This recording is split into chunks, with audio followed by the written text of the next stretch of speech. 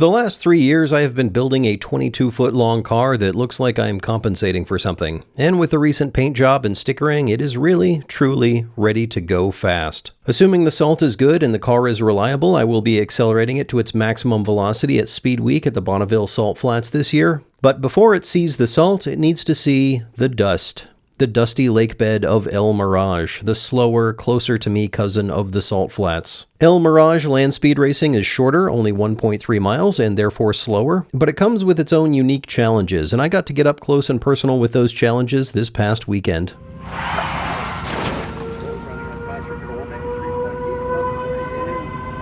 The plan for this car has always been to run in the smallest engine class, 500 cubic centimeters, which is half the size of the engine I currently have. We were going to deactivate the valves on 2 of the cylinders this past off-season, but I got distracted with a van and a Viper and a dozen other things, so we're just going to run the 1-liter class this year, and a smaller engine will have to wait for another time. There are, however, several things that need to be done to get the car ready this year. The big thing was paint, which is finished, thank God. Everything else is pretty minor, mostly things to just make everything run a little bit smoother. The goal of this weekend is to make sure everything is good for Bonneville Speed Week. There are also 2 other goals. One is my next license, which means going between 175 and 200 miles per hour. The other is to break the record. The record for my class at El Mirage is about 194 miles per hour, which I think I can do. But as anyone who has actually broken a record out here can tell you, thinking and doing are 2 very different things.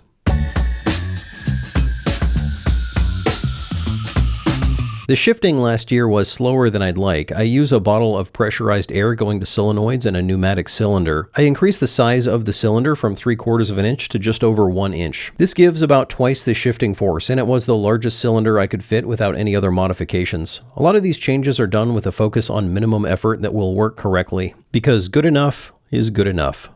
I also added a manual shifter to the driver compartment. This is not to use while driving, it's just so that I can get the car into neutral if the car dies while I'm waiting in the starting line, or to get it into neutral to push it around the pits. It's hard to find neutral with the air shifter, especially since I don't have a neutral light.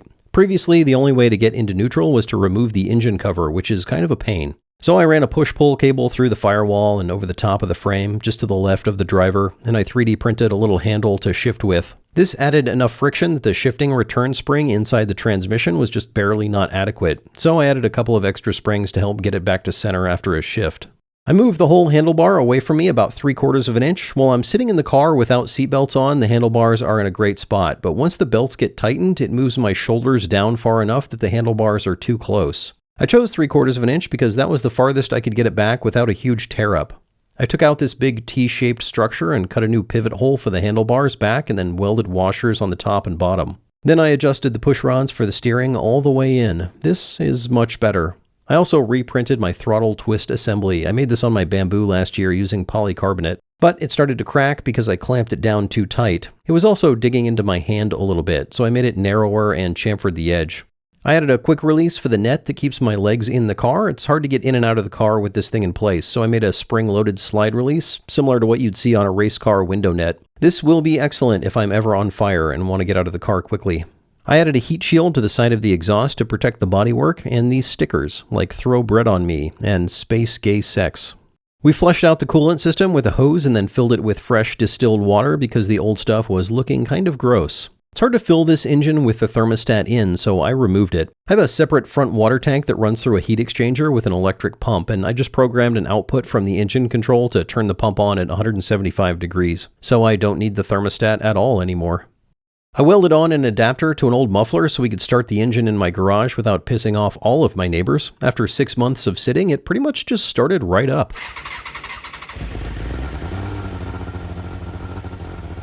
The last thing I needed to be rules compliant was numbers and class letters on the side of the car. I did this using my Bamboo H2D, which has a cutter attachment that works great for things like sticky-backed vinyl. I did this 3 times because I kept disliking the design. Still don't love it, but it's not changing.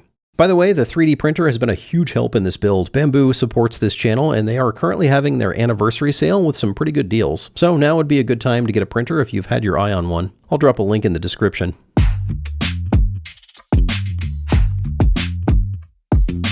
The biggest upgrade the trailer got was a light extension. I added this so the trailer can be parked relatively short, but I can extend this light bar back to get the lights behind the race car when the full car is on the trailer. Previously, I mounted the lights to the back of the race car, but this only worked with the tail removed, and I'd rather just have the whole car ready to go. Plus, this way, if I ever do want to remove the tail for any reason, I can move the lights halfway back. This is just a steel tube sliding inside another steel tube with a 3D printed plastic slider in between. I should have probably made the inside tube with aluminum, since this will eventually rub off all the paint and turn to rust as soon as it gets within 50 miles of the salt flats. But that sounds like a problem for future Matt. I added a hard case to the nose of the trailer. I just drilled straight through the frame, and pretty much right after I got through the top part, I remembered that I have wires running through the frame, and I drilled right through one of them. I didn't get any video of this because I was already running late, but I had to drill extra holes to get the cable out the bottom and crimp on an extension and shove it back in. So basically, I did laparoscopic surgery on my trailer in the dirt the night before we left. So that was fun.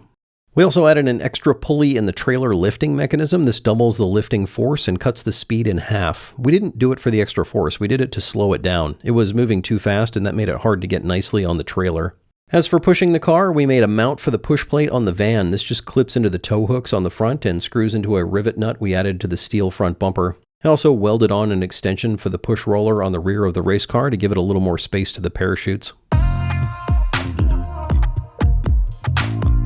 We arrived to the windiest day I have ever seen at El Mirage. Dust was blowing everywhere, cones were blowing over, porta potties were lying on their side. It was harsh. But we unloaded the car, went through tech inspection, no problems there, and the inspectors all had plenty of comments about your stickers. We did have one issue during towing. The trailer light extension bounced around and one of the bolts bashed into the tail.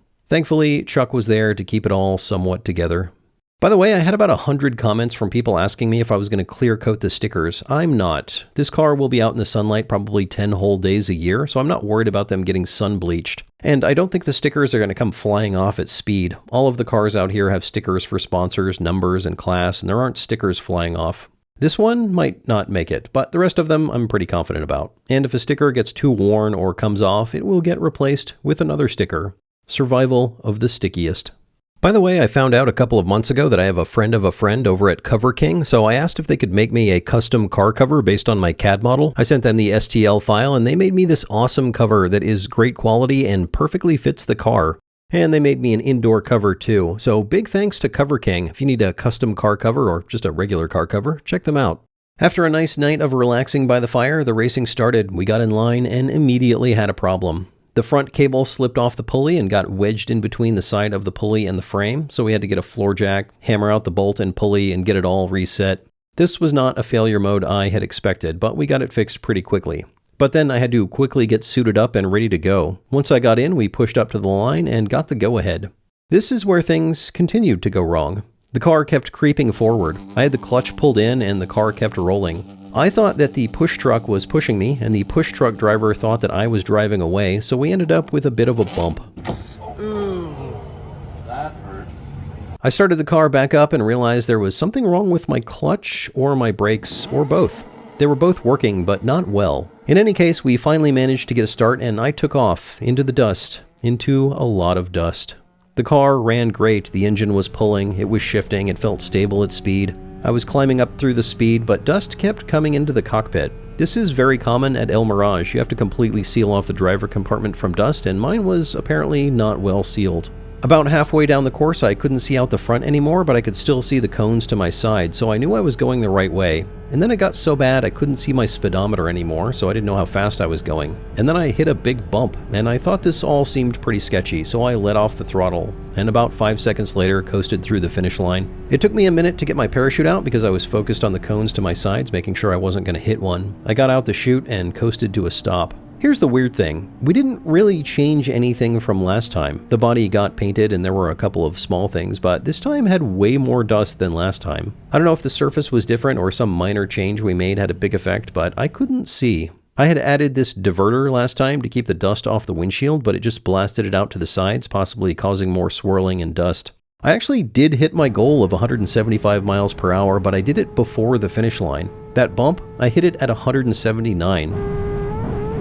And then I slowed down through the finish lights. So my official speed was only 168. Both of these numbers are faster than I've gone in this thing yet, so we are trending in the correct direction. Doing some quick math with the data, if I had kept the throttle pinned through the timing lights, I would have been going right about the existing record of 194. So with good visibility and a good launch, I think 200 is doable.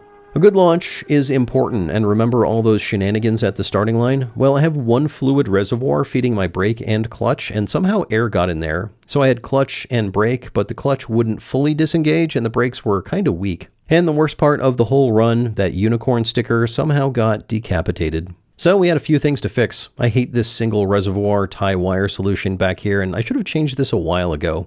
It was leaking fluid and air was getting in. We cleaned it up, bled the brakes and clutch until everything was working well. We also taped up some openings we thought might be causing the dust in the inside and outside, and got back in line for a second run. I had fully functional brakes and a clutch this time, so the launch was a lot better, much to my satisfaction, and also Jill, the starter. This was a great launch, and I got up to speed very quickly. This might have been a 200-mile-per-hour run, but it wasn't. It was dusty. I could tell halfway down the track that it was going to be just as bad, maybe worse. I pulled the chute at about 140 miles per hour, way before the timing lights, and pulled off early. The dust was a big problem, and one that wasn't going to be fixed in time for another run. The nice thing about dust is that it tells on itself. You can see where it comes from because there is a trail. You can see a lot of dust on the engine cover, but not much on the canopy, which means a lot of the dust that was building up in the canopy was coming out around the gap at the back edge. You can see it opening up on the inside camera. This is probably making the cockpit a low-pressure area, which is causing it to suck up dust from somewhere else. I took the floor pan off when I got home, and there's about 10 pounds of dust down there. And the bottom side of the floor pan has dust blasted on it right above the holes we have in the floor for the trailer locating pins. So that's probably where most of the dust is coming from. I was just driving down the course vacuuming up dirt like the world's fastest Hoover. So I'll be 3D printing some covers for these. It's frustrating to think that if I'd been able to hold the throttle open for 5 more seconds on the first run, I might have broken the record, or that if we had thought to tape up the 2 holes in the bottom of the car, we might have gone even faster on the second run. But racing is filled with what-ifs and if-onlys. It doesn't matter unless you do it, and we didn't do it. But there is a next time, so subscribe to the channel and join me on this adventure. The good thing about hitting that bump was that it didn't upset the car very much. It was big enough that the rear tires spun up twice, once from the bump and once from the bounce after.